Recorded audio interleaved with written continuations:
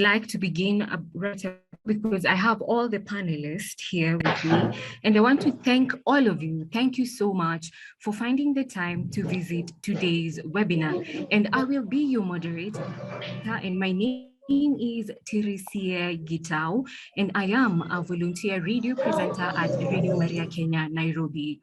First, I would like to thank Downtown Toastmasters Club for giving us a platform to hold this meeting. And Downtown Toastmasters is part of Toastmasters International, and Toastmasters International is a non-profit educational organization that teaches public speaking and leadership skills through a worldwide network of clubs. But before we begin, I would like to just give a few housekeeping rules. And the first one would be, let us all, I'm urging all of us, let us keep our microphone and videos muted during the presentation. And secondly, if you have any questions, and also to remind you that I will bring them up during the presentation and also during the Q&A, I will read them. And if you'd want to raise your hand, kindly do so. And once I pick you, kindly go ahead and ask the question. On to the gist of today's webinar. And I would like to start by asking a question. Have you ever dreaded the next season, the sun, that is the heat, or the winters in your country? Let's start with, let's say, East Africa. January is just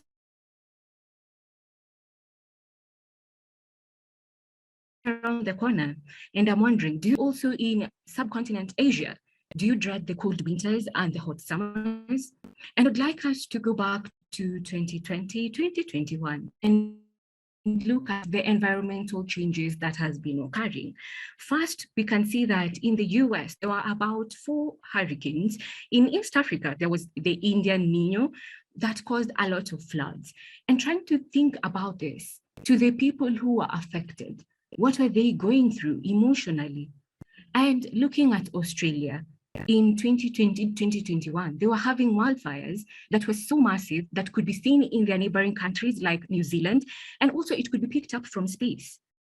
I'm trying to imagine what are these people going through, and remembering, keeping in mind that this is unprecedented. It has been shown in the media that it is expected to continue, it is expected to get worse. That makes people wonder, what is happening around us? Because the sea levels are rising, the temperatures are also rising. We can see also from the UN report, we were given a red alert.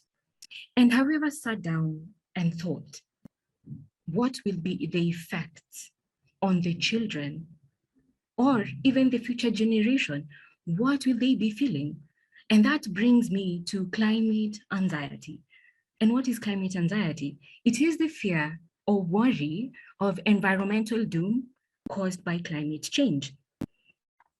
And I can tell you, as a young person, and also as young people, many in the agricultural, environmental, and also living in the marginal areas, there is anxiety because either we're feeling that the government is not doing enough in their policies, and also the youths in the global south, we feel that, well, we've not contributed much to pollution, but we have to pay the price. And to some extent, we are feeling that it is a bit unfair.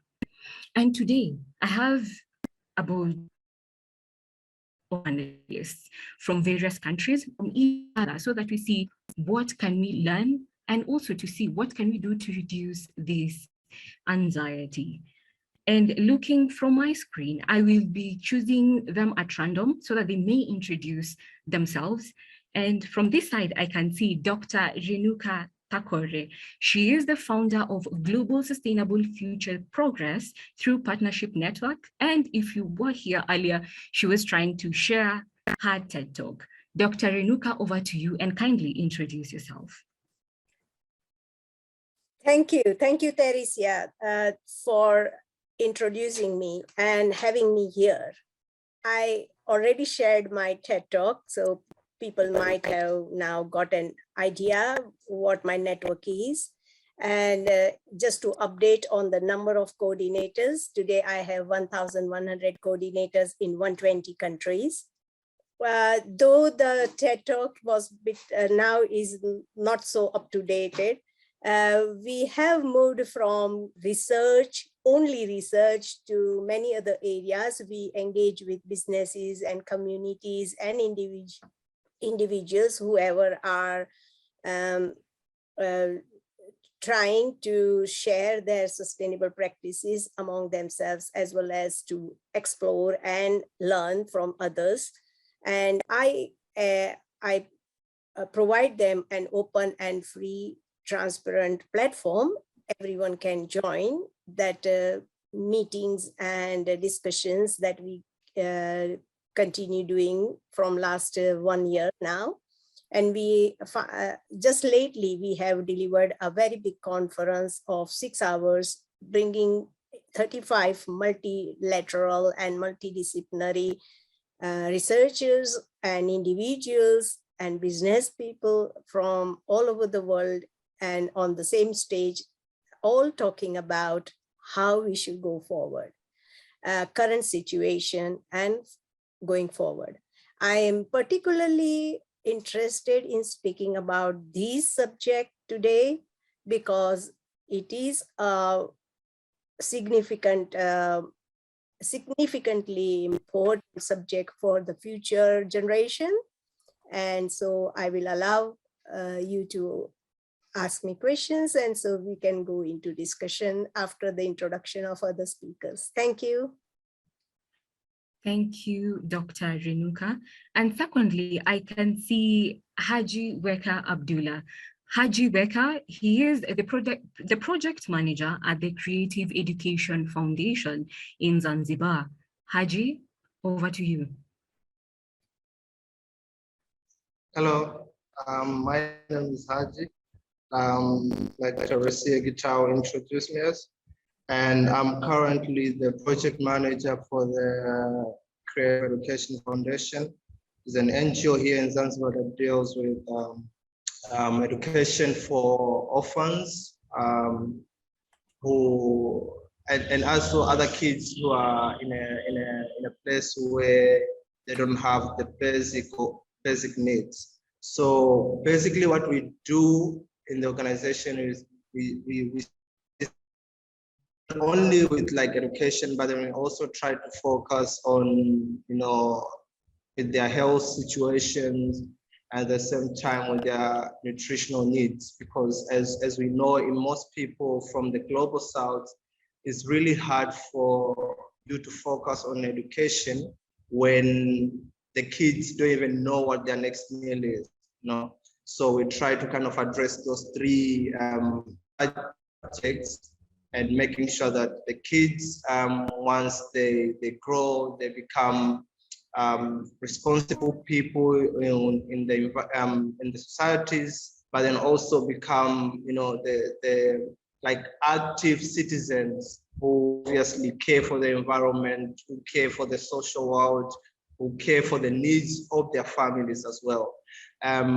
But then now coming to the topic of climate anxiety among young people, I feel like first of all, I'm really glad that I'm part of this meeting today, because we've seen that in the like most of us, the youth, we are by this.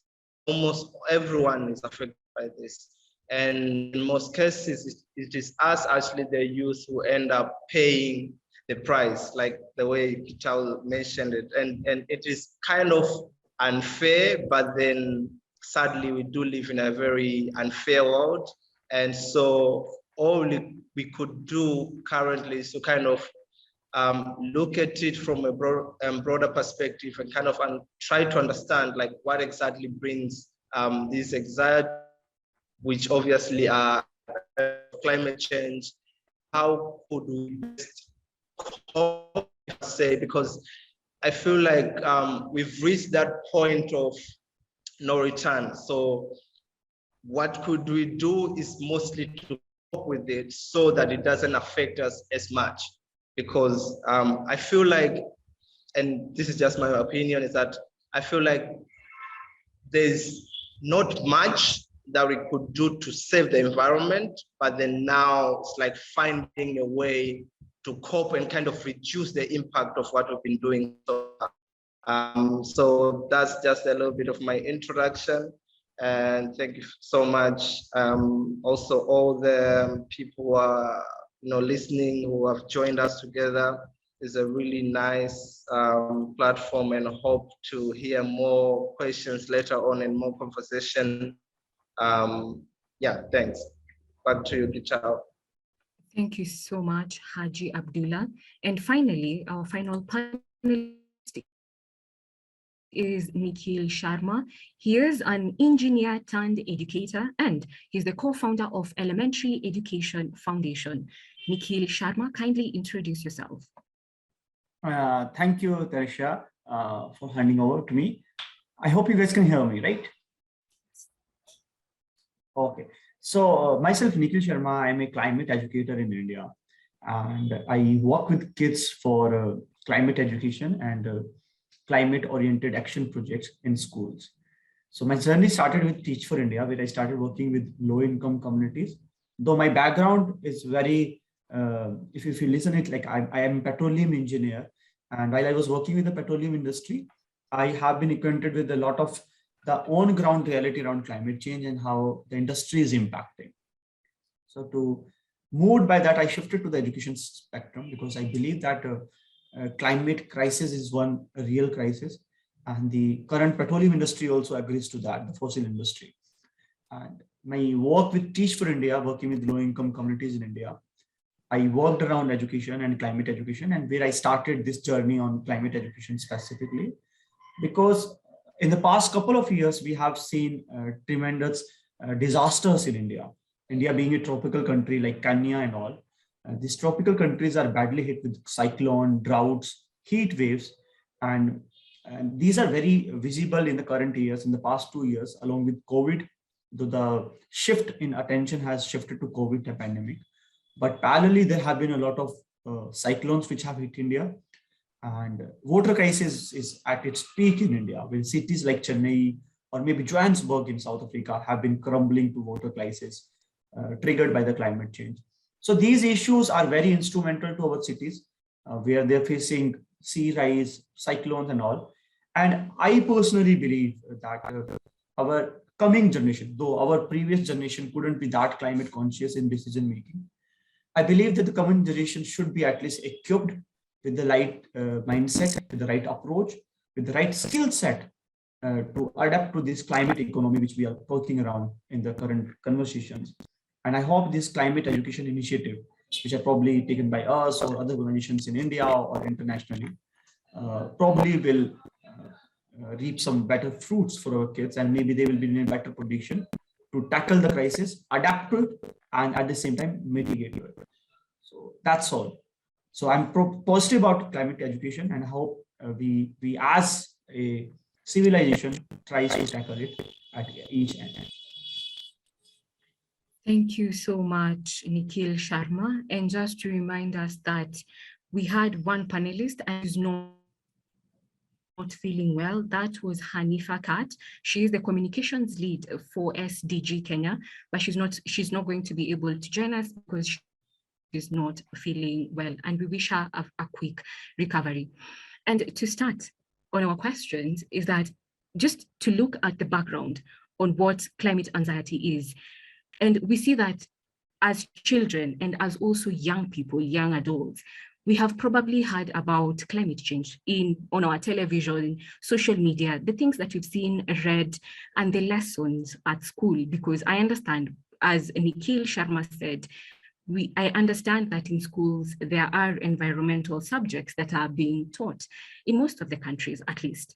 And also, whenever they play, there's that element of talks about climate change. Those who live in the marginal areas, they don't need to hear stories, they have experienced it. And the first question I'd like to pose it to Dr. Renuka. I'm wondering, how does climate anxiety manifest in children? Thank you very much for your question, Teresa. Yeah, children are experience or learn from their nearby environments. They have very little memory and also like experience of the world. They haven't been to distant parts of the world. And so if they do not experience the climate change or the impacts of climate change in their near environment, then it is difficult for them to understand what it could be. So that is the one point. But other point is that sometimes children are exposed to that climate change impact and they feel that this is the life, and so they have nothing good enough in life to progress, and this is going to be with them for the whole life, and they get worried. So that could be a direct impact of climate change in which they are exposed. Whereas in indirect climate change, it would be something that they have read, they have understood through the classes and education which they are getting, and then they are worried about because they are looking into future scenarios and thinking that it is going to be very drastic, and how I will be able to cope. And our education system or the way we have presented climate change is also something like that we have always presented the negative things of the climate change so impressively that they get hurt or they are believed by children. Of course, they are to be believed, but the impact looks very drastic to the children at their age due to their experiences, less experiences of age and their exposure to the real life scenarios. So what we can do, definitely there are very uncertainties into the future scenarios, and therefore they are left buffling, like they figure out what is need to be done or how it needs to be done, and the fear impact them so much. Here I would say the real facts about the climate change or the nature of the climate change and the science behind the climate change, all these facts can make them understand that this is happening and there are some possibilities of mitigating and adapting to them. So while we are talking about the problems, we must also be talking about the solution, and that is where we must be telling them. As such, anxiety is not a big problem. It is something raised by the fear, but we can, that fear allows us to become strong and ask us to fight against that problem. And therefore, at some level, if the anxiety is there, then the children overcome, like they are prepared to fight against them. But when the anxiety becomes slightly higher than that level, it can impact their mental and physical health also later on. And this fear makes them think that they are forceless, they are with no tools, they would not be able to do anything. So this is how the climate anxiety is manifested in children. I will stop here and I will allow others to pitch in.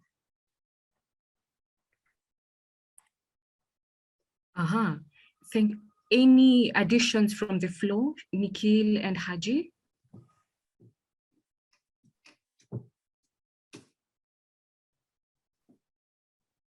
Well, yes. No additions. Okay, thank you so much. And I have a follow-up question, Dr. Renuka.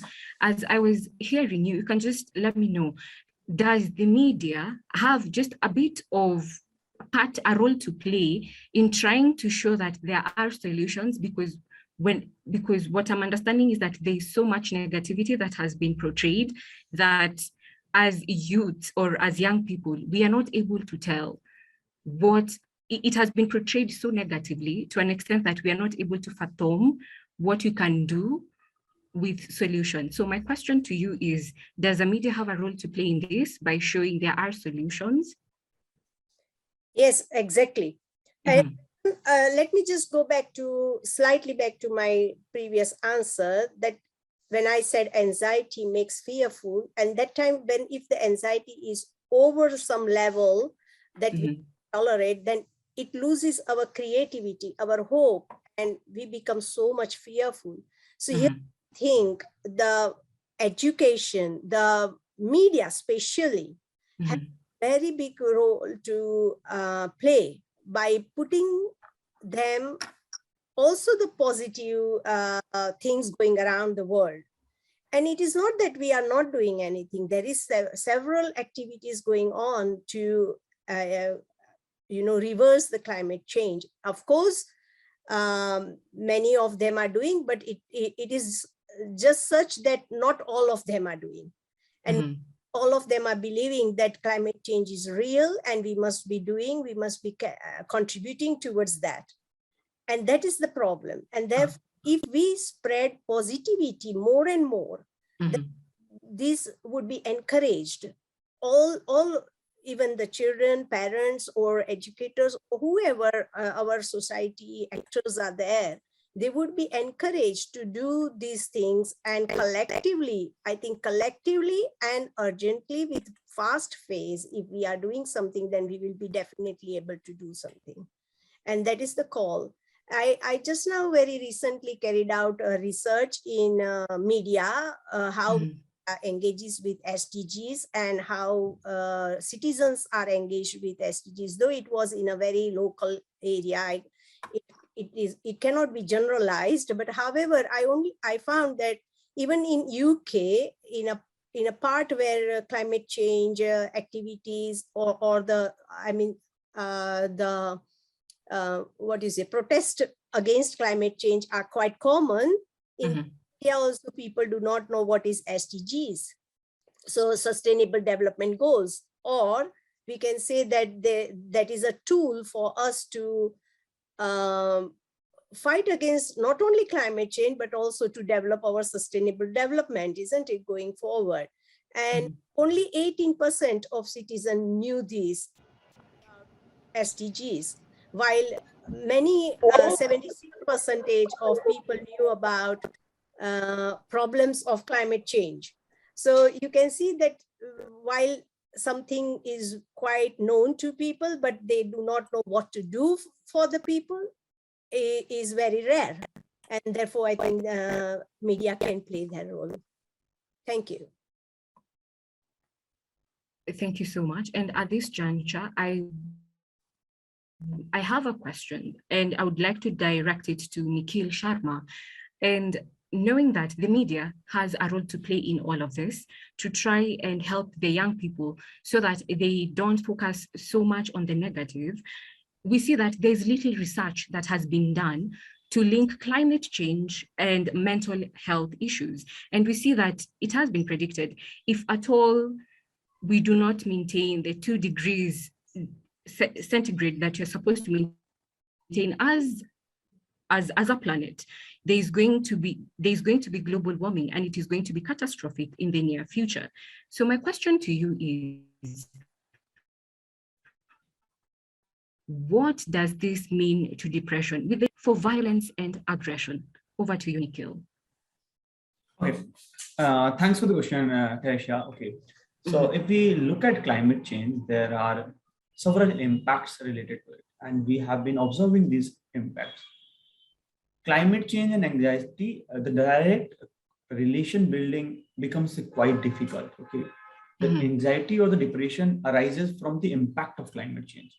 So, like climate change is happening, and then the impact is happening further in the form of cyclone, heat waves, or probably the water crisis and all.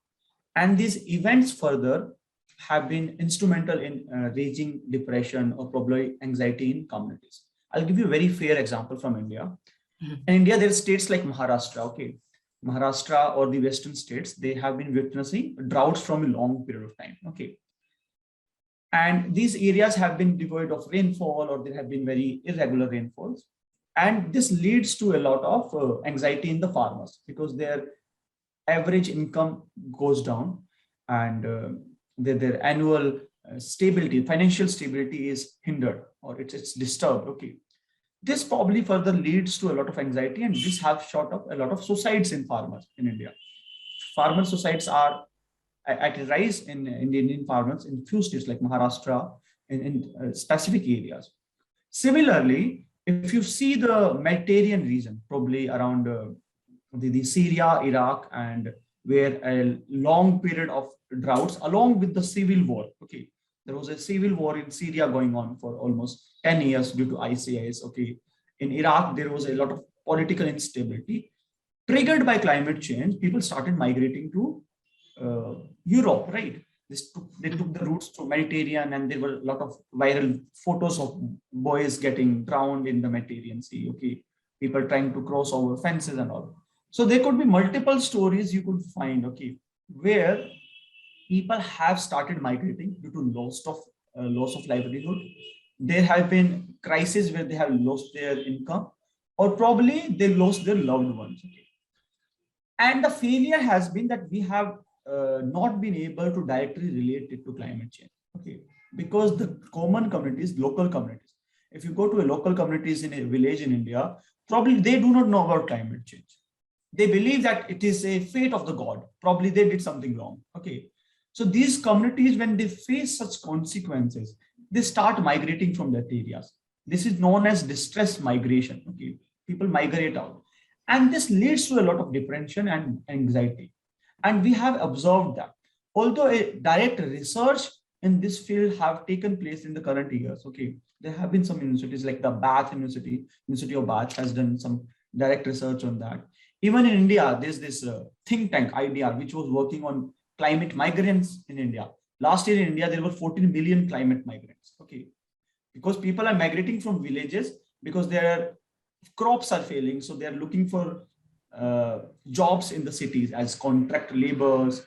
They are working as PT jobs in the hotels as waiters and all. Okay. And later on, these kind of conditions in cities where they live in slums, first of all, the lifestyle changes. Okay, they move from villages when there is some sort of a lot of uncertainty going on in their lives. And this probably leads to a lot of depression and anxiety. Okay, we have failed to relate it directly to these climate events because there hasn't been much research around it. Okay, but in India, if you see a direct impact on the anxiety, a lot of suicides, a lot of migration is happening in people out of these uncertain events happening due to climate change. And I totally can admit that a lot of climate events, probably in Africa, where you see in Kenya recently, there's a lot of droughts happening in northern provinces, northern eastern provinces, right? In Ethiopia and Sudan. That leads to a lot of aggression in the communities, because at the end of the day, you want some stability for your household, for your families, and then you try migrating, or you start fighting for it, which turns into civil wars, probably civil fights as well, and a lot of strikes also. Climate strike is one very good example where the youth has started feeling up that that the government was not doing enough, so that rooted out as strikes in different cities and turned into a very big movement. But there are communities which still do not know about climate change, and they do not find a pathway to either strike out. What they do is either they commit suicides, they migrate, and there are consequences for that. Thank you, Nikhil. And just to follow up on this same question, because you've touched a lot on migration, that is climate migration, linking it to movement into the urban areas where many of these people end up living in the slums. And also it goes on to lead to civil strikes and rising aggression and violence. And now I'm interested in just knowing, are there suicide rates? And if there are, which climatic periods are they high? Nikhil. Okay, so suicides is an area which hasn't been touched much upon with relation to climate change, to be honest. Suppose if a farmer commits suicide due to bad loans, suppose he has taken loan for recovery, yes, and he committed suicide. So people will relate that it is due to the financial crisis that he is committing suicide. But at the backstory, if you connect the dots, it is probably triggered by climate change. Suppose a person in India is living in some state and he migrates due to floods. His house is washed away, okay, or probably the area is devoid of underground water and probably a river flooded it, and that person migrates to a city and he's not able to adapt to the city climate, or he's not able to find a job due to the financial constraint or the family pressure or securing good education for his kids. So out of depression, out of that, he will commit a suicide, right? So building the dots, connecting the dots becomes very difficult, that it is leading to climate suicides due to climate change. Okay. So the connecting the dot is difficult. That's why much of this studies or research haven't been done around it. Okay. But there has been very broad research has been done around how it triggers migration. And when suicides happens in these migrants in cities, there is a relation with climate change, because at the starting junction, it was started by climate change. Coming to your question that which climatic periods it mostly happen. So to be honest, heat waves and floods have been denoted. Like if I closely look at the periods when climate suicides have jumped in, it's mostly drawing areas where there are heat waves, water crisis happening, okay, and people have to migrate and then they commit suicide probably, okay, or probably around areas when people like there's floods happening, okay, and there's a slow cyclone happening and people migrate out of it and they lose something in terms of finances. These are mostly around areas where there's heat waves. Tropical areas are areas where you will face a lot of issues around it, okay. And in US and Canada, mostly when the heat waves currently hit in Canada or US, okay. So that's the areas, that's the phase when people mostly tend to commit suicide. But there is no direct correlation, to be honest. There's no direct correlation that a heat wave will come and you will commit suicide. No. The consequences of heat wave personally on you, economically, financially, in the family, okay, if you lost someone due to climate change, if you lost someone during floods, that can lead to depression and that can lead to suicides further. So that, I won't say that heat waves directly would jump in the suicides, but the consequences, how severe is this heat wave, how severe is a cyclone, particularly in that area, will trigger up the suicide in the later stages. Wow. Thank you so much for your insights. Teresia, can I add one yes. point here? Yes, you can. Go ahead. Yeah, and I think Nikhil will also agree with this, that because in India we have some social constraints as well, in the sense of social rituals or social constraints. Many times the marriage of their children depends on how their season will go, like for farmers particularly. And therefore, sometimes it happens that there is so much tension in that social relationship of, marriages between the families and so on, because it is arranged marriage. And there are plenty of rituals, like a dowry is also very common. And therefore, then the reason, and when that is not fulfilled, the farmer comes under pressure, and the reason is given that it was because of the marriage or some other thing. So the whole, the reason is diverted. Eventually, as Nikhil explained, it is definitely climate change, and it is impacting the whole lot of farmer community, especially. But lack of science, lack of facts, lack of arrangements of, right soil, right, like knowledge of soil, knowledge of weather forecasting, and so on.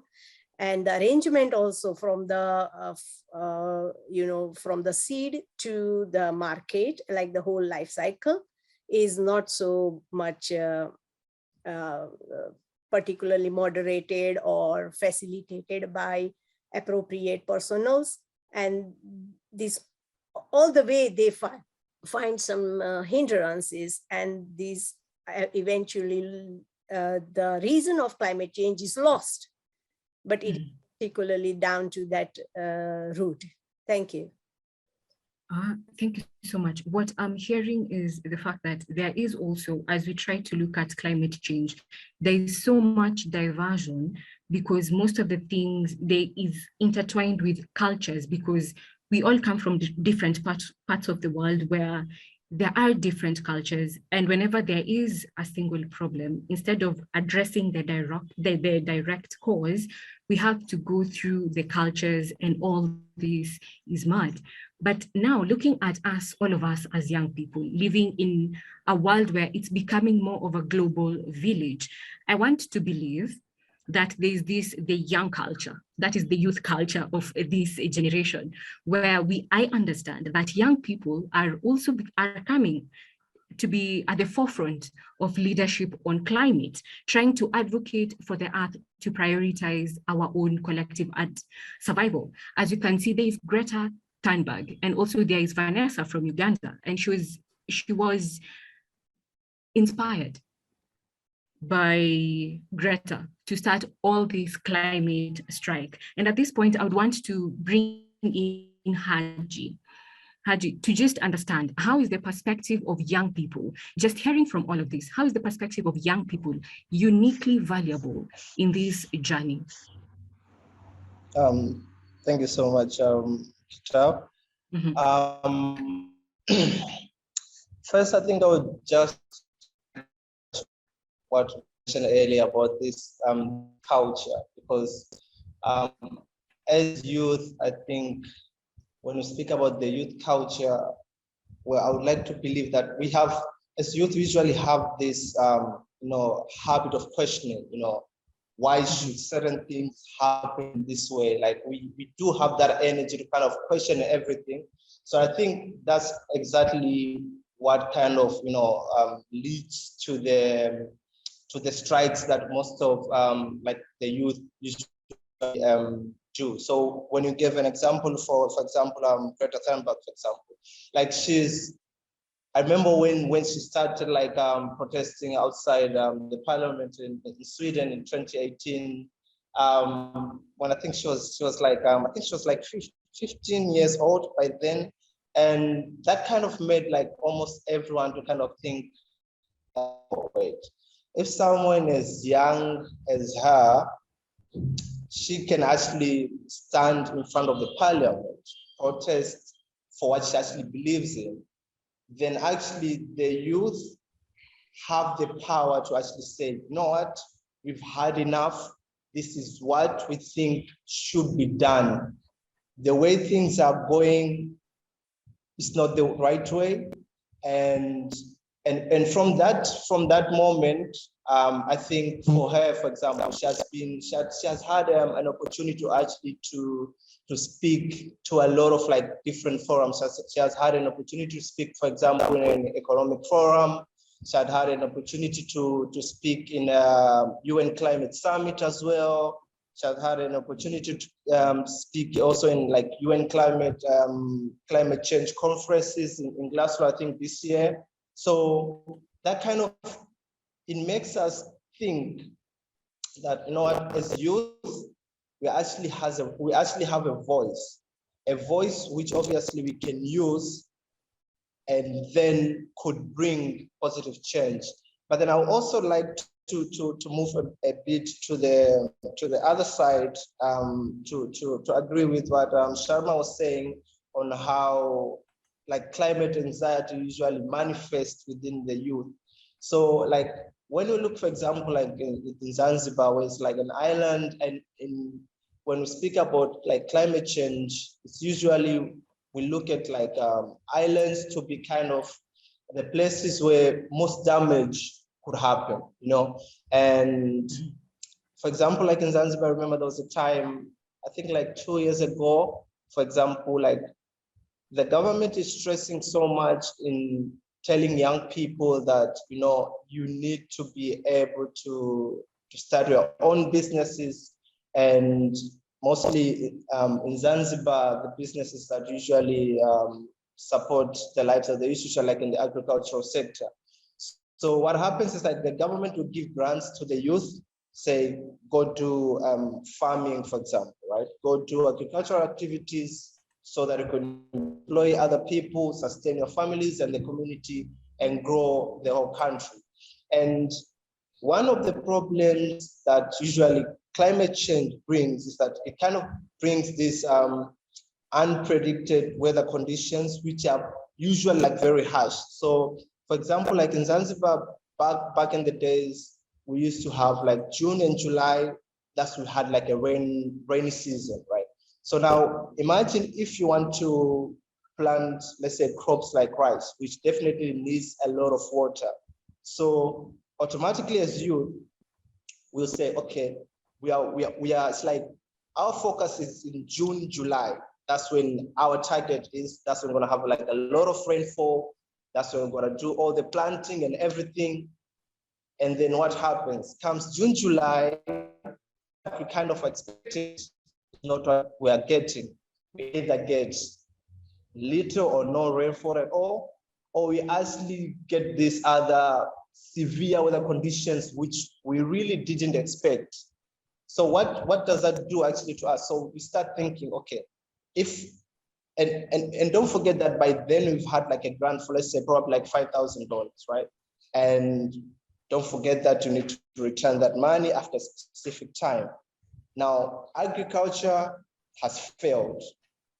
Now, that's when actually the anxiety and the depression manifests. It's like, well, I mean, I invested a lot of time, I invested a lot of money, which some people actually borrow from their friends, from the families, borrow from banks. And you can't just go to the bank and say, you know, well, I was expecting rain in June, July, and it didn't come, so sorry, I can pay you back. It just doesn't work that way. So what do? You need to find a way so that, one, you could survive, two, you could actually pay back whoever gave you the money. So in most cases, they use kind of now shift to the other side. So most of them actually engage in crimes because they need to get quick cash to pay people back. And so something that like started as like an individual problem now kind of shifts to like a more social problem. So now we see a rise in crimes in communities. We see a rise in gender-based violence in families as well. Because I mean, if you are, I mean, I could imagine someone who is like, his life is crumbling. Where does he get to release all his anger? Probably in the homes, you know. And that's when we usually see a lot of like gender-based violences, especially in the global South, where, like you mentioned earlier, is where we usually have a lot of, how do you call it, like negative impact of climate change. Yeah. And just to pick up on what you've said, is that we see that, especially in the global South, we find that there is no, before, depression was not talked about. And I'll float it to all of us, Dr. Renuka, Sharma, and also you, to just take this question, is that before, in the global South, talks about depression was not there. And it could be a question, and now we could be wondering, is it that we didn't learn much on how to cope on our mental stresses, that now it is being depicted in fights, in suicide, in depression? Or it is only that right now we are documenting about it, and especially for young people, the talks that in school, we didn't learn how to take care of our mental health, and also the older generation, the senior generation. Sorry, Dr. Renuka, for actually hinting this on you, but there's those talks of we don't know how to cope with a mental issue. So is it the case that we don't know how to, or this problem was there initially? Thank you. Mm-hmm. I think we know how to cope, in the sense of, you know, we have been in this, like this society, what we have just now, has been involved on that safety band, so net only, like how to cope. That has been the human destiny, that sustain ourselves. But But climate change, and then just now the fast phase climate change has been so uncertain. There is so much uncertainty. And also we are devolved nowadays. Everyone on their own path. Our what we value, initially we valued humankind, like traditional, like many years ago, we used to value humankind, that how human can survive. And we forgot all about environment, like, because environment is our, any economy or any society survives from the environment. And we went on borrowing or getting resources from the environment, and we've completely forgot our environment. We were human-centered. We became more and more human-centered. First, we started with having our human sustainability, but then we became human-centric, and we all forgot about the nature, right? But and after that, having that, we also went into the social construct. That means when we started having some prosperity and few of them had prospered, we thought that everyone should prosper. And that is a good idea. We want everyone to prosper and have things what they want. But we completely forgot that we are asking from nature only. That is, unlimited nature is required to source our wants of this humankind.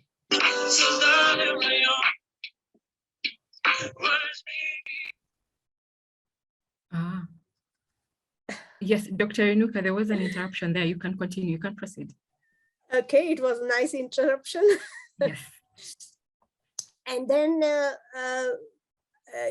we also went into now industrialization, where capitalism got impetus, and we completely forgot about the social as well as environmental.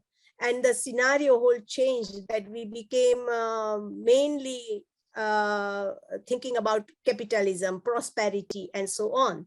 And this prosperity, industrialization brought several things to us, technologies and many other things, but we did not try to replenish our nature. And therefore, now what has happened, that we must think ourselves that what we value, and we must value all the dimensions of our sustainability, not only environmental sustainability, not only economic sustainability, not only social sustainability or cultural or technological sustainability, but we must value the high level of sustainability, where we can bring all these together, have a balance between all these dimensions of sustainability. And then only we will be able to cope. Now, when I'm saying when we are having any anxiety, then we are in a spectrum of two things.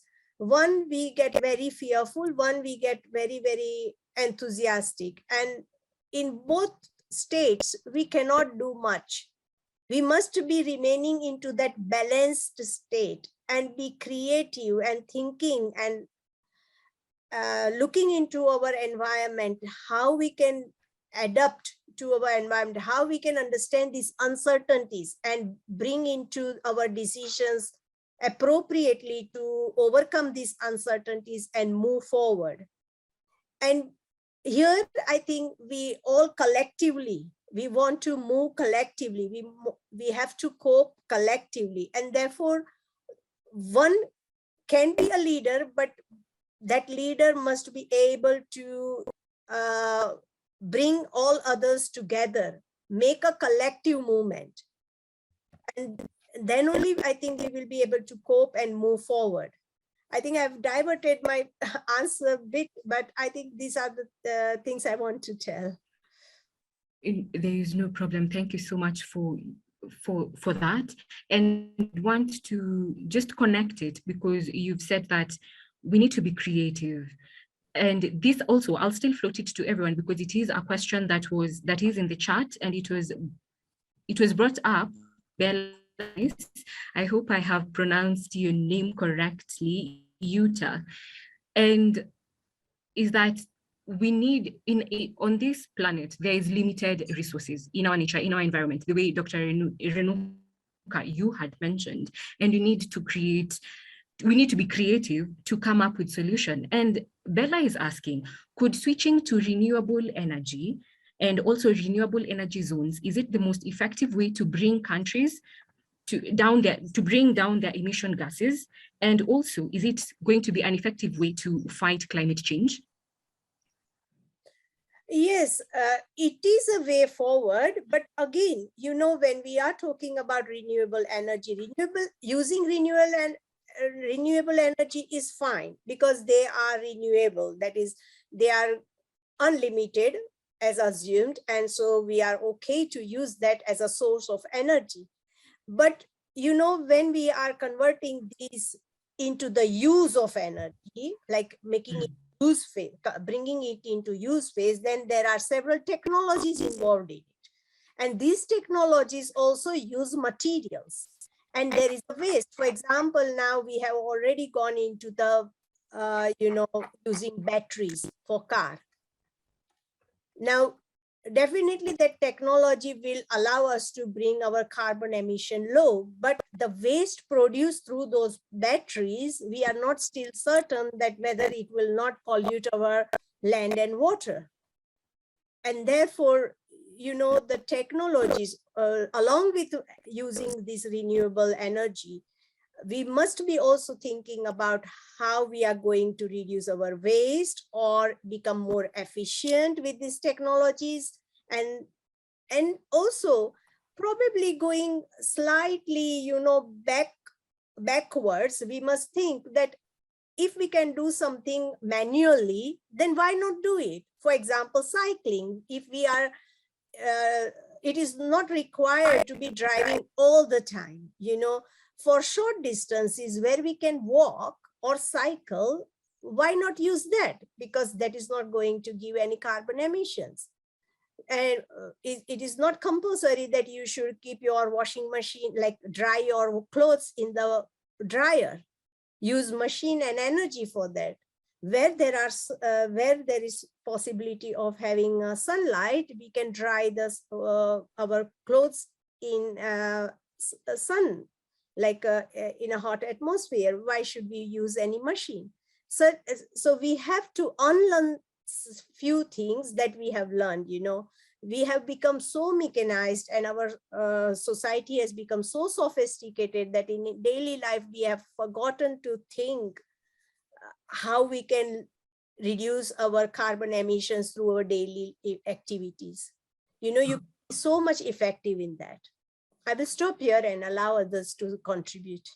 Yes, Nikhil, I would want, I had seen your hand raised. Kindly take the floor. Okay, so the energy issue is a very tough issue. It has two viewpoints to look at, the micro and the macro. Okay, so basically what happens when you go about shifting or transition to renewables? Okay, if we talk about the developing countries where we haven't started utilizing the kind of energy which is used in the Western world, like if you see the carbon emissions of a common American or a European, it's probably 8 to 9 or 10 times what a normal African or an Indian would admit, right? So these countries also want to get developed, and energy plays a very, very important role in the movement of any economy. Energy is very pivotal in the development of any countries. And these countries in the coming years, in the coming decades, if you talk about any African countries, any Southeast Asian countries, the demand for energy will definitely peak. It will increase. The question here is, how do we transition to renewable energies? If you go through the Paris climate deal, so a lot of renewable energy patents or the technology is mostly researched or funded by the Western countries, US, European countries, or China. So to these countries to keep pace with it, like if you take an example of India or maybe example of Kenya or Uganda, we can't invest much into the research of development of wind farms or sonars, the advancement of the technology, I mean to say. We will have to depend on the Western countries. That's why in the Paris climate deal, they have signed up that these countries will devote $100 billion in the coming decades for the research or the transfer of technology to these countries to make a smooth transition. This transition in talks can look easy, but this transition is very difficult. Transitioning an entire country depending on thermal or hydro to solar, where there's a lot of uncertainty, where the grid has to be taken care of. The grid also has to be advanced. Okay, the wind farms, where the availability of winds in the country is very uncertain. Solar and wind are uncertain resources of energy, right? So that to keep pace with that, you need a lot of technological advancement, and these countries are not in a position to fund that because their priorities are HDI, Human Development Index, okay, where they have to focus on the education. There's a lot of climate issues happening. So for like India has promised to become carbon neutral by 2070. That's a long period of time. Okay, by 2070 is like everything would be in a terrible position back then. But that's the maximum that India could have proposed, considering the population size, the kind of situation right now. So if you go at a macro level, we definitely can talk about what changes we can bring. Even this Zoom call is having a carbon footprint, right? It is using energy, right? The emails in your spam folder or something is having a carbon footprint. But at the macro level, when you see where you are asking these African countries, because they also want to get developed. The other countries like China, US, or European countries have already developed. Their HDIs are greater than 0.9, right? They have a stable economies which are dependent on a third, the service sector, okay? But these countries where we talk about our countries, like the African countries or the South Asian countries, the energy is going to play a very important role. Currently, coal is one alternative which we are looking at. Nuclear could be another, but there's a lot of uncertainty around it because of the issues in Fukushima and Chernobyl. Okay, the issues, crises which have happened due to the nuclear energy issues. Okay, and we do not have much technologies in that as well right now. India might have a nuclear technology, but if you go to any small African country, maybe Tanzania or maybe Niger or Chad, okay, these countries do not have money to invest into nuclear energy, right? Mm-hmm. Even for solar, the European and the Chinese companies, the Chinese are dominating the market in production and then installment of that. Okay, so these transfer of technologies has to come from these Western countries. And even in the Paris climate deal, they have signed up a paper, but countries like US haven't even acceded the Paris climate deal for the past 4 years during the Trump resign, where they didn't even acknowledge that climate change is happening. So in these turbulent times, it becomes very important that energy is kept at the center. Though a lot of good movement is happening around it, a lot of good steps have been taken considering I have few friends which are working with the energy associations in Europe and all, and there are good research projects coming around it. And we are hopeful that we shift to the renewable. At the same time, we also have to mark that the peak of energy, there has to be a reduction in energy utilization from the Western countries, because there could be an increase in the African and the South Asian countries. You can't expect the African or the Southeast Asian countries that they will lower down their consumption, because they are on a path, on a trajectory of growth right now. Okay, the economies are growing. They're focusing on manufacturing sectors. Okay, people are moving to cities. There's a lot of urban development happening. So I think that transition has to be smooth. That has to be renewable focused. And as mentioned, we also have to individually focus on how can we reduce in our public policy, how reduction could be a mainstream, main instrument. So that's what we have to look at. That's a larger picture, to be honest. At micro level, it becomes a bit difficult if you go to a country's policies and their implementation. But at a macro level, definitely renewables are going to play with a major role in that. And I would want to just speak on what you've just said and bring in Haji before I open this to the floor, is that we can see that it is becoming a challenge to go into renewable energy as a country in the global south. And that means also climate change is something that all of us, you can agree, it is something overwhelming, something formidable. And looking at you, Haji, I know that in Zanzibar, there is the project that the government is doing where they invite the youths in discussing matters environment to the audience, and that is through your radio platform. And I'm wondering, what are you telling the young people in your day-to-day work so that we can help them to cope and become more resilient in something that is as overwhelming and as formidable as climate change? Haji. Thank you so much. Yeah, before I answer your question, I'd just like to touch on what Sharma just mentioned, or actually the question that was asked, is renewable energy the best option? Well, is it the best option? I mean, yeah, I think so. But then now the question is it really realistic? And that's where the problem is, because like what Sharma said is that, and also don't forget that most of the how should I say, most of the Western world's economy was actually built through non-renewable uses of resources. So when you look at maybe the UK, for example, coal played a very key role in building the economy. When you look at the Arab world, when you look at Dubai, when you look at Saudi Arabia, and oil is still playing a very important role to their economy. Now the question is, we're telling people to move, right? Don't forget that there are a lot of Western countries who have already done a lot of development economically.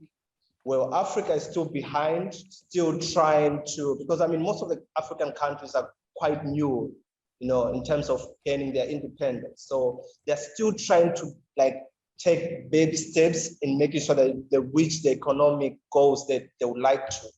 Now telling them to kind of stop all of a sudden is very harsh, because like what Sharma said is that the Western world has the technology, has a very big economy for them to actually create these new forms of technologies that could maximize the renewable sources of energy. Now, the question is, what does Africa have? We lack the new technologies. So what that does is that we always find ourselves in the same circle of dependency that we've been crying about, that, oh, we depend on the Western world, but then also forgetting that when we are trying to take, or when we initially started to take the baby steps, all of a sudden you're telling us, oh, no, that's not the way forward, don't walk. All of a sudden we need to start flying, when Africa is trying to take the baby steps just to start walking, you're telling them, oh no, you shouldn't, that's not the way forward, you should fly. I don't know if my analogy is making sense. So it's very hard for us to actually move into renewable energy. And I think most of the global South will be affected much because, like Sharma said, we don't have the technologies to kind of create and maximize the use of these renewable resources. So we're gonna keep on depending to the Western world. Now, to your question, what is my advice to the fellow youth in relation to climate anxiety? I think I would like maybe to remind them that, or actually to remind ourselves, because I'm also a youth, that, Africa prior to, let's say, independence, when you look at early 1950s, most of the African countries are still struggling to kind of gain independence. And it was this struggle for a lot of leaders in Africa to come together saying, we think we are able to take Africa where it is right now. We can manage our own issues. But then one thing is that also came with a challenge. Now, when you look, for example, when we speak about most of the African countries, when we look at South Africa and what Nelson Mandela has done, he paid a lot of sacrifice. I mean, he was sentenced to almost 27 years before South Africa became South Africa. When you look at Thomas Sankara, for example, of Burkina Faso as well, he was assassinated in the fight for freedom for his country. And that's just a few. When you look at Haile Selassie, for example, Kwame Nkrumah, a lot of great leaders who fought for something they truly believed in, they paid a certain price. My point is, usually big changes, they require big sacrifices. And I guess climate change is one of these big change that will definitely require a lot of big sacrifices. And now the sacrifices we probably won't enjoy the fruit as much in our time. If we play our role very well, we can only hope that the future generation can actually enjoy the benefits of what we've been trying to fight right now. Just the same way South Africa is enjoying what Nelson Mandela and his colleagues have been fighting for the past, like a lot of years before they gain independence. And so that's my view, is that we need to take a lot of sacrifice, and there are going to be a lot of pushbacks that we'll face. But then as long as we stand to what we actually believe in, we're going to make it. But then let's not expect it to be an easy walk. Yeah. Thank you so much. And at this juncture, I would want to open this discussion to the floor. And I would start by asking, and just to remind our listeners that it is open. You can raise your hand to ask any questions that you have, and also you can post your question in the chat section. Just as I have seen Moses Nganga, who is asking. And first of all, he's starting by saying, great discussion, but how are we planning to mobilize and increase the interests of youth towards the environment and climate change, considering that many factors affecting them, including what it was said earlier concerning youth, have most of their energy focused on financial gains? And just to take it again, the question is, how are we planning to mobilize and increase the interest of youths towards the environment and climate change, considering that many factors affecting them, including what was mentioned earlier, is their energy is focused on mostly financial gains? Okay, I can go first and then others can add. Mm-hmm. I would say,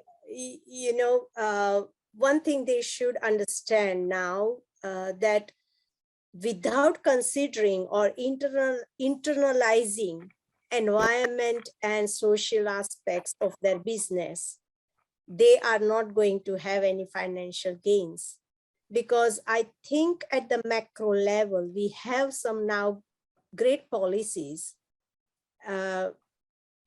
driving them to reduce their environmental impacts. Okay, so if they are totally focused on the financial gains, then probably they are not doing balanced, fair enough business and internalizing their environmental impacts, which would then probably bring them fines, or it might even just impact their reputation, and impacting their reputation might not bring them the business that they are looking forward.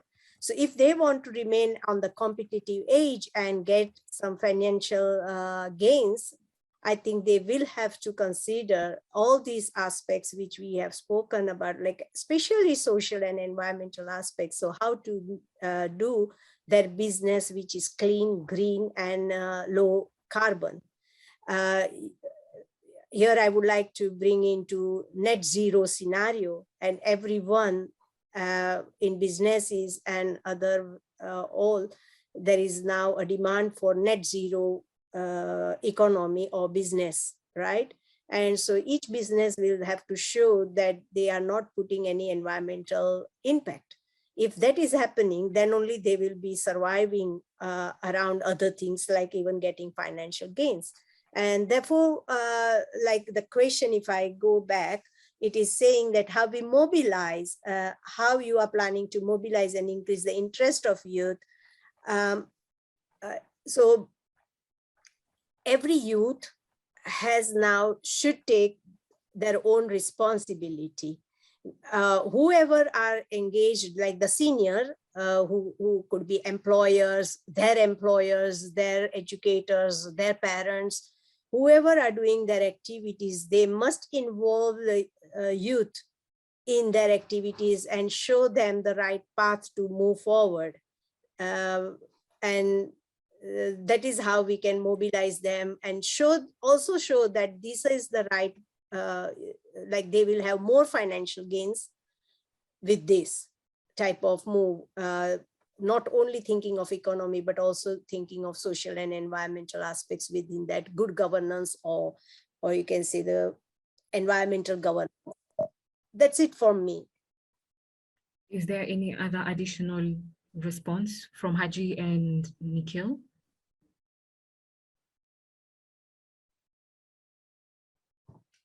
Okay.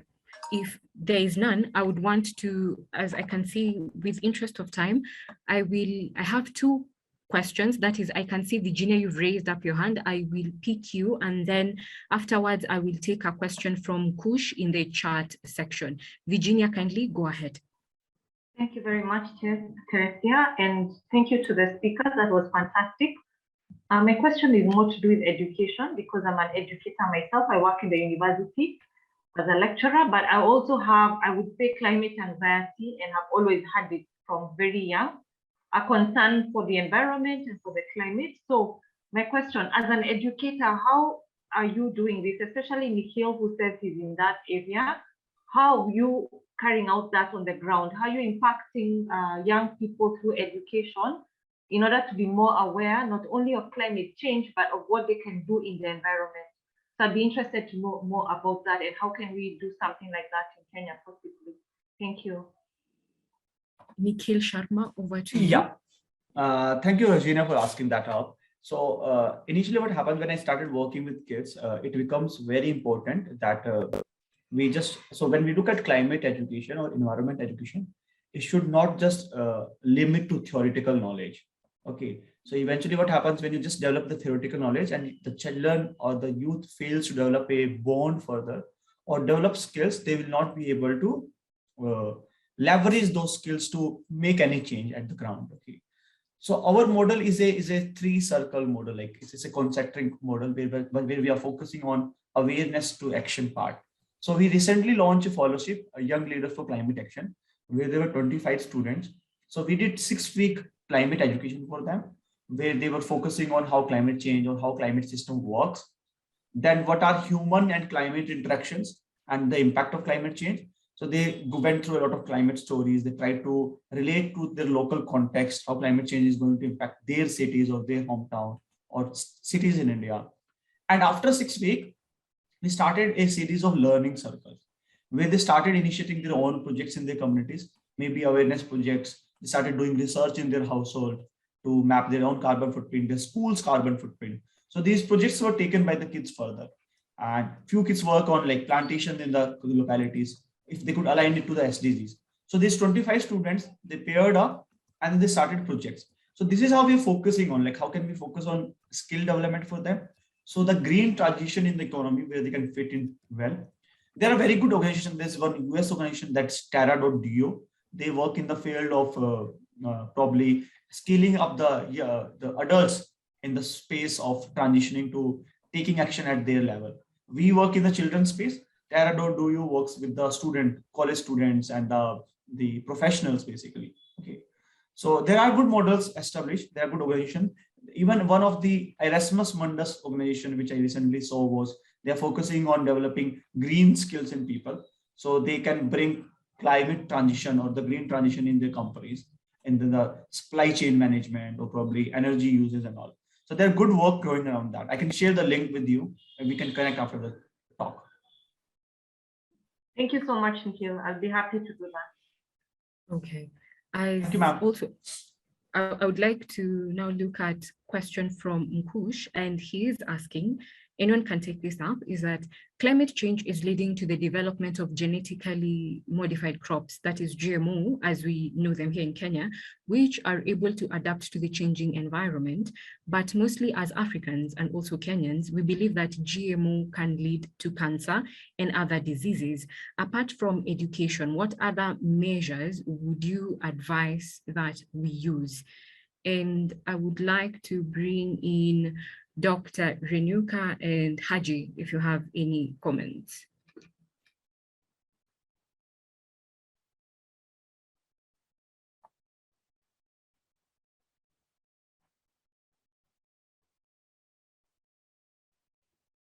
Hello? We can start with Dr. Renuka. Mm-hmm. Or also, Nikhil, if you have any comments, kindly go ahead. Okay. So there has been a lot of uproar in India as well, that a lot of genetically modified crops by Monsanto or Bayer. If you know, Monsanto is a very famous name in the GMO space. Okay, so they're bringing a lot of GMO modified crops in India. Okay, so currently it is very debatable that if should we bring GMOs for the food crops or for the cash crops like cotton or other crops which we generally don't consume. Okay, so in India, they haven't been allowed for the GMOs in the food crops so far, but in the cash crops like cotton, BT cotton is one crop which they have invested for the seeds and all. Though I may differ. This is a very opinion-based question, to be honest, because there's no sound research yet which can prove like how it is going to impact our health in the longer run. Okay, because the area is very new, okay, and it's open to research, to be honest. But in case if the kind of climate crisis we are facing, where we want more drought resilient crops probably, or less water intensive crops, in that case, GMO could be one option that can be explored, I would say. But at the same time, it has to be considered what are the long-term impact of it. First, on the farmers' incomes is one concern area, because in the GMOs, you have to buy the seeds every year. You can't farmers themselves cannot make seeds themselves. They have to depend on these corporations like Bayer or Monsanto for these seeds. So their economy and their dependence of the communities will be more on the corporations. Second, what are the benefits out of it? Are they actually working out or not? And how are the health impacts? That's a major concern here, that how it is going to help impact us in the longer run. So for now, the cash crops are given a chance for the GMOs, where there are good returns. But in terms of food crops, I'm not sure whether they are allowing it or not. In India, they haven't allowed yet. Thank you so much, Nikhil. And I will pick the last question because of interest of time, and that is from Moses. And I would want us to just take, in our response, just 2 minutes at most. Moses, kindly go ahead. Thank you. Thank you very much, Theresia, and the whole team. Now, my concern, and maybe this is more of expounding what I had asked earlier, and maybe to comment more than a question. I feel that as youth, if I look from the perspective of how I look to the youth of my country, we need to change our approach on how we merge youth to the concern of climate. Because even right now, if I can use the meeting that we are having as an example, we expected from the number of the youth that we have, the youth that are connected to internet, maybe we would have at least a higher number that we are having today. But from my point of view, I think the most youth that are concerned with climate are those that we can say have a little bit of civilization or maybe a little bit of education. So comparing to those maybe that don't know more about or haven't increased or gone to a higher level of learning, we can say that their concern to the environment is also little. So from my concern or from my thinking, how can we change this perspective? Because how I have seen on maybe to the many meetings that I have attended concerning the climate, I think we discuss these critical points. We go to the details and the depth of them until somehow we lose the point or we lose our focus. Because maybe let's discuss this, or let's be frank. If I ask my just a youth, I mean someone with energy, with time, on how to transit from renewable to non-renewable, non-renewable to renewable, they will tend to answer little or no from that question, because the exposure to that is also very little. But our energy as youth lies to a number, but a number that we don't know how to use. So I will think if we can at least move out of being too official in terms of how we approach the matters of environment, and we try to be a little bit casual. I think we can gain a lot, we can mobilize a lot, because when from my village or from my town, if there's anything to do with hiking, that is going to the forest, doing that, we have a very large number of youth attending such movements or such days. But when it comes to others like going to plant trees, then the number reduces gradually. So I'm thinking, why can't we just merge these two things, hiking with planting trees? You see, that would be a win-win situation, myself, and I believe in win-win situation at every time.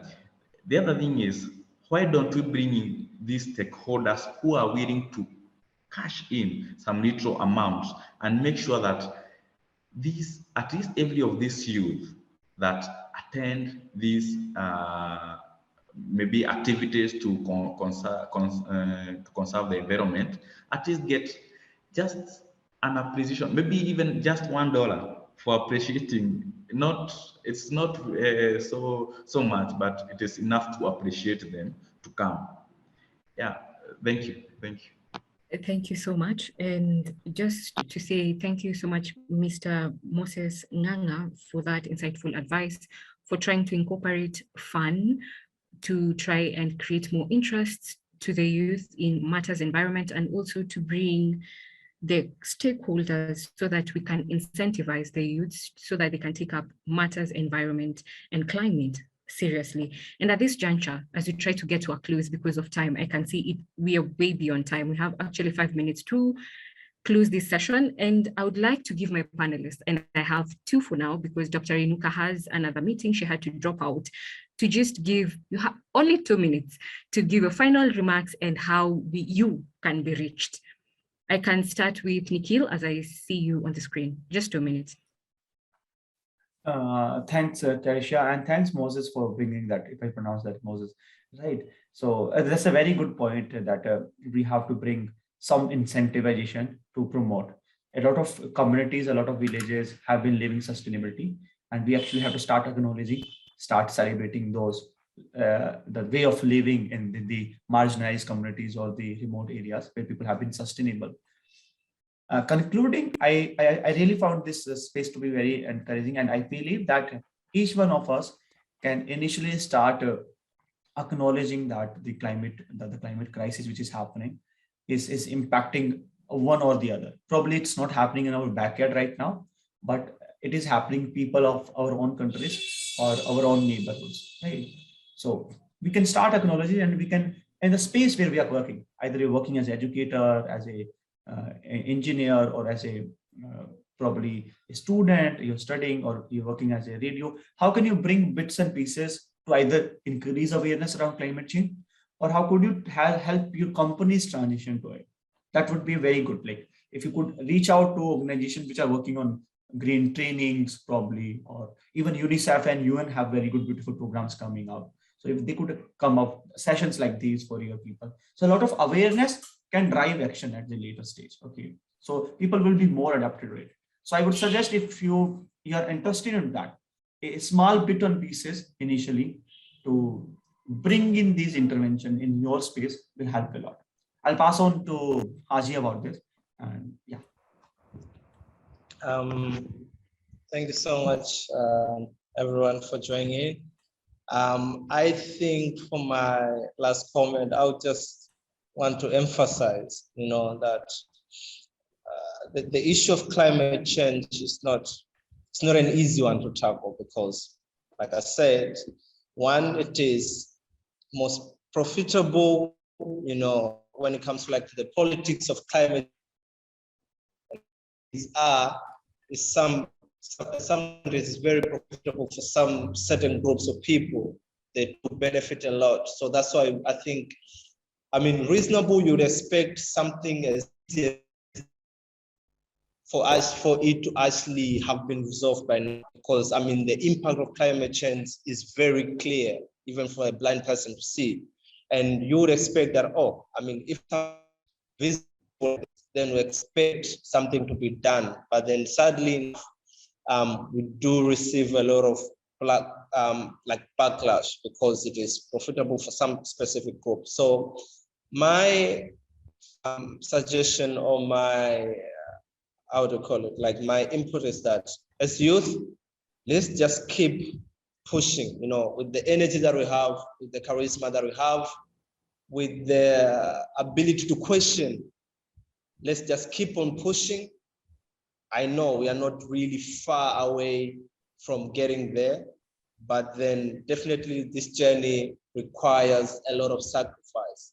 So let us keep on working hard, making sure that we do our best, and we might be able to see the fruits of what we're fighting for actually to happen in the future, maybe to our grandson or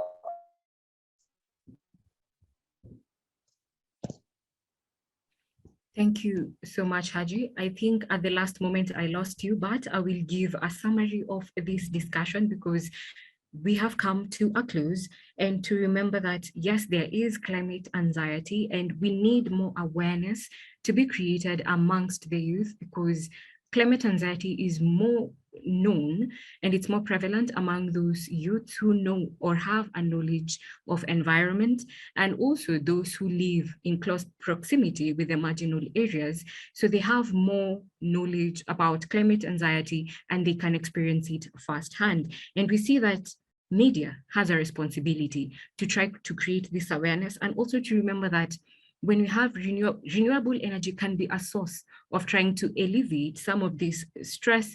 And it is, we can agree that when it comes to matters climate, there is a lot of sacrifice that is needed, and especially from the youth in the global south.